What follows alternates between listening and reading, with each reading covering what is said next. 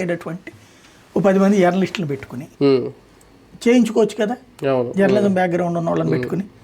ఈ తెలుగుదేశం అదే కదా చేస్తుంది. ఇలాంటి ఆర్గనైజ్డ్ లేదు వాళ్ళ దగ్గర. మరి డబ్బులు కొరత ఉందో లేకపోతే ప్లానింగ్ కొరత ఉందో తెలియదు.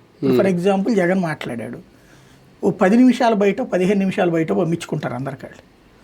అది ఎవడికాడు విని కట్ చేసుకోవాలి.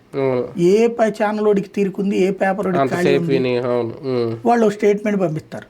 అలా కాకుండా జగన్ మాట్లాడిన మాటల్లో రెగ్యులర్గా మాట్లాడేవన్నీ వదిలేసేసి ఇంపార్టెంట్ పాయింట్స్ని కట్ చేసి ఓ మొక్క దానిపైన చిన్న కామెంట్ పెట్టి దాన్ని సోషల్ మీడియాకి పంపించుకోవచ్చు, వాళ్ళ గ్రూపులకు పంపించుకోవచ్చు, వాళ్ళ అకౌంట్స్ నుంచి పోస్ట్ చేయొచ్చు. ప్లస్ దాన్ని వాళ్ళ స్టేటస్లో పెట్టుకున్న, వాట్సాప్ స్టేటస్లో పెట్టిన, ఫేస్బుక్ స్టేటస్లో పెట్టినా నడుస్తుంది. అలాగే ఆ యూట్యూబ్ షార్ట్స్ లాంటి వాటిలో పెడితే రొటేట్ అవుతుంటుంది. కానీ చేస్తున్నారా ఇది?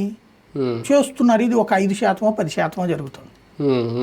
కాబట్టి ఇట్లాంటిది ముందు అసలు దాన్ని ఎలా నడపాలి అనే దాని దగ్గర ఎవరికో అప్పచెప్పేసి వదిలేసుకుని కూర్చుంటున్నారు. ఎప్పటికప్పుడు మానిటరింగ్ లేదు. ఇంకోటి సమన్వయ లోపం ఉండొచ్చు దాంట్లో. సరిగ్గా మ్యాన్ పవర్ని పెట్టుకుని పర్ఫెక్ట్ ప్లానింగ్తో వెళ్ళాలి. లేకపోతే ఇప్పటికీ 2 నెలలు 3 నెలల నుంచినో పదే జగన్ పిలుస్తున్నాడు. ఎవరు సోషల్ మీడియా వాళ్ళు నాది రీట్వీట్ చేయండి అంటే చేసేవాళ్ళు లేడు. అదే కదా. ఇవాళ రోజు చంద్రబాబు నాయుడు ఒక మొక్క మాట్లాడి లేదా పవన్ కళ్యాణ్ ఒక మొక్క మాట్లాడి రీట్వీట్ చేయమనండి, ఎన్ని లక్షలు వెళ్తాయో చూద్దాం. ఒకప్పుడు